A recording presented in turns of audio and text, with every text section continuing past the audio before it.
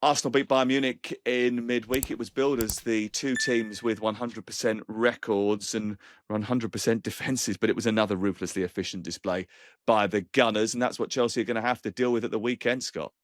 Yeah, well, look, both teams, it was just a brilliant, brilliant performance from both sides. But if you're talking about Arsenal, they came up against a Bayern Munich side that are just absolutely blitzing every team that they play. And you can talk about the Bundesliga, but they've been doing the same in the Champions League as well. So this was a performance, and I must stress, we know what happened with PSG last season. PSG went to Arsenal. Arsenal won pretty clearly. If anyone had thought they'd go in and dominate in the way that they did, no one would have saw it. But at this moment, that's all you can concentrate on. Arsenal were the best team in Europe.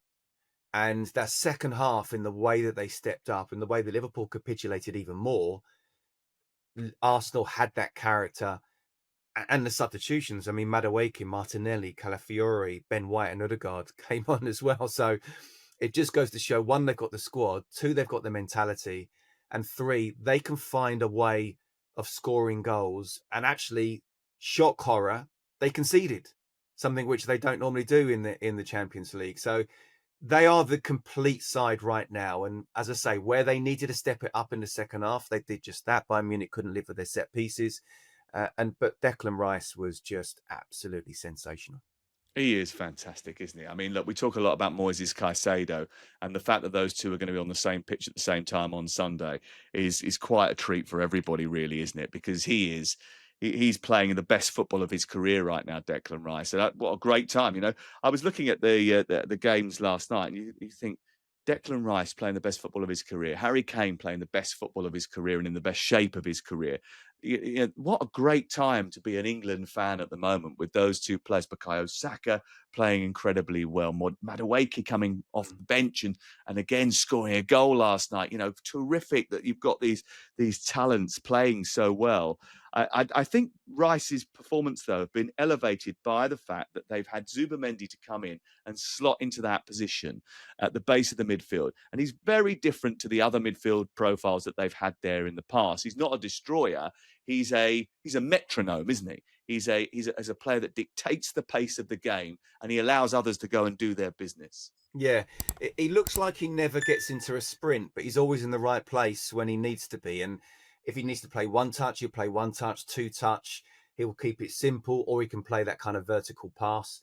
But it's still, I mean, it allows Declan Rice to be that eight that he is, but it still needs Declan Rice to dominate in the way that he does. And I'm not in any way saying it's an easier position at playing the six and an eight, but the more you get further forward, the more difficult it is to dominate games. And Declan Mm. Rice, for him, with his running power, I mean, I've very rarely seen a player that seems to get better every season. And just when you think he can't get any better, he is. And there won't just be one player if Arsenal go on to win the Premier League that you can pin it down to. But if there's two or three, then he will definitely be in that, to say without that performance over the whole season, Arsenal Football Club wouldn't have achieved what they're about to achieve. I'm not sure that Mikel Arteta gets enough credit.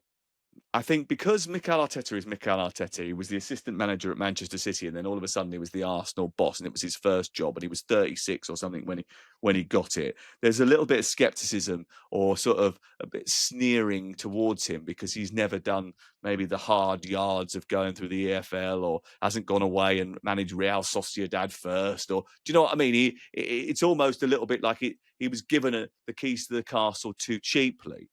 But I think you've got to give him so much credit, not only for the way that he's developed this team over the course of that period and got them to be serial challengers and now front runners for the Premier League and favourites for the Champions League as well, but also the in-game solutions that he comes up with, which I think are really impressive. And in this period where they've had no Gyökeres, they've had no Havertz, and they've had to play Marino up top, it's really worked for them. Now, he came up with that solution last year, and it worked to an effect. This year, he's had to use it again, and again, it has worked for them.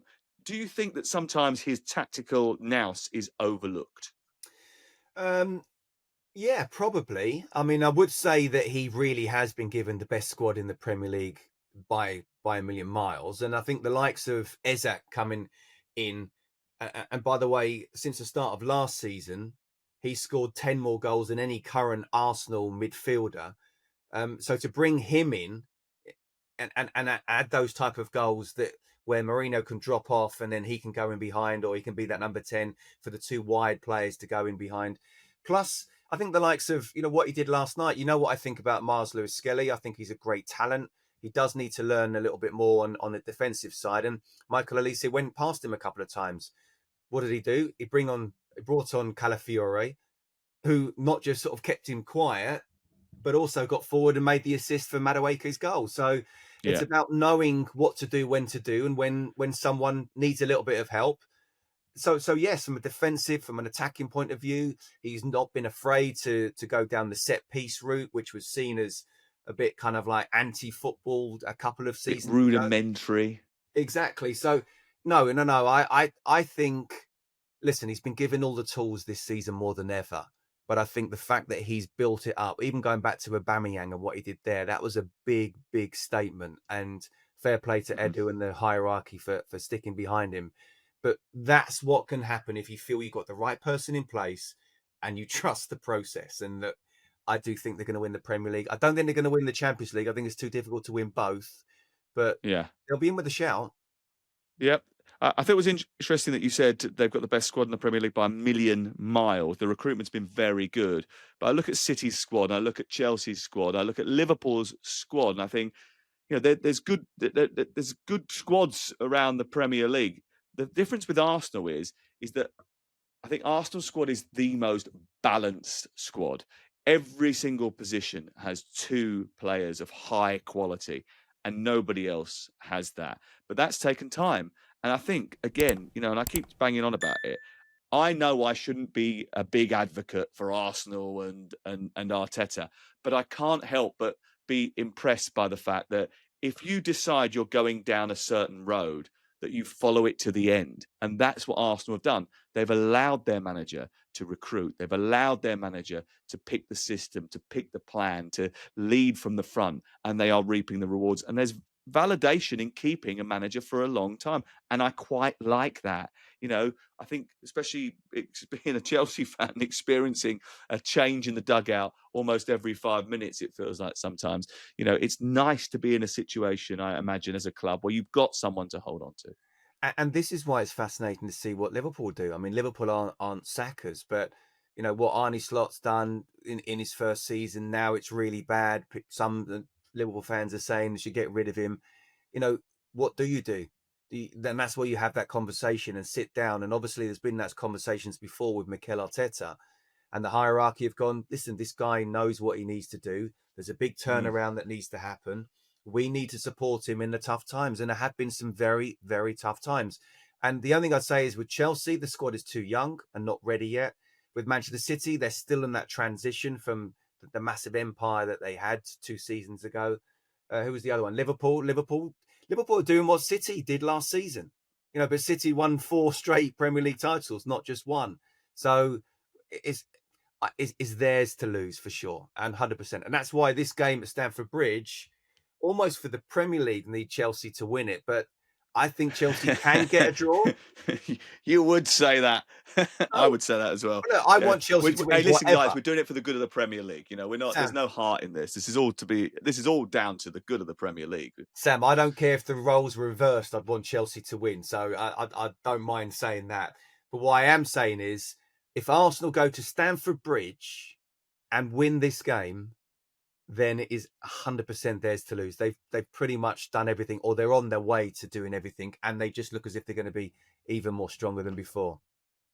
Okay, Estevao and Lamine Yamal went head to head the other night, and it was a battle of who could be the biggest superstar. Estevao stole the show. The kid already one of the best players in the Premier League. Looks like he'll be one of the world's best for years to come as well. Um, how impressed were you with his performance? I mean, the goal that he scored was terrific, but the fact that he's doing it against Barcelona, I think, says something completely different, doesn't it? Yeah, I mean, look, the goal in itself is one thing, but just the whole performance, and I want to come on to the goal, and I will. I cannot tell you what it must be like for an 18-year-old kid to come to a different culture, different country, different culture, different continent, different language. And clearly, he's not anywhere near fluent in English right now. But to look as if he's been playing in this particular league when he's what 8 stone wet through in what we say is always the most physical league in the world.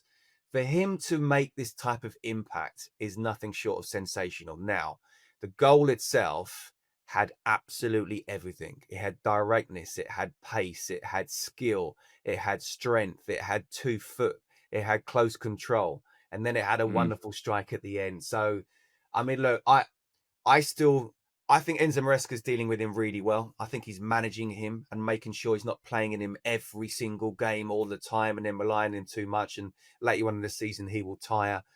But this is a world class talent, and isn't it great that Chelsea have him? There is the prospect of Cole Palmer. Cole Palmer comes back this weekend. Those two playing in the same team looks pretty impressive. Um, It'd be interesting to see how Chelsea line up in this game because Enzo Maresca is a constant tinkerer, isn't he? He doesn't keep the same team. He's always rotating.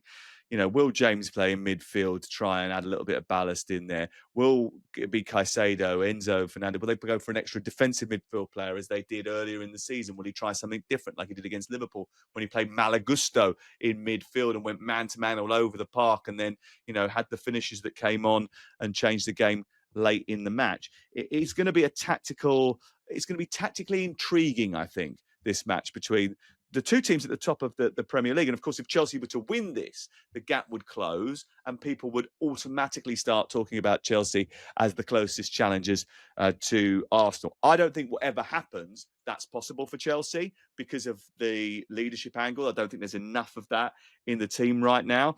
But tell you this, the oldest player in the team is Robert Sanchez, right? Or certainly he's one of the oldest players in the team. Right? The Chelsea fans have got a new song for Robert Sanchez. It's called Walking in a Sanchez Wonderland. And he sort of won people over, Scott, hasn't he? Do you know what? I'm not sure if I don't know how I'd take that as a compliment if I were Robert Sanchez. I know the I think meaning. it's a backhanded compliment, isn't it, from the It's a supporters? very backhanded compliment.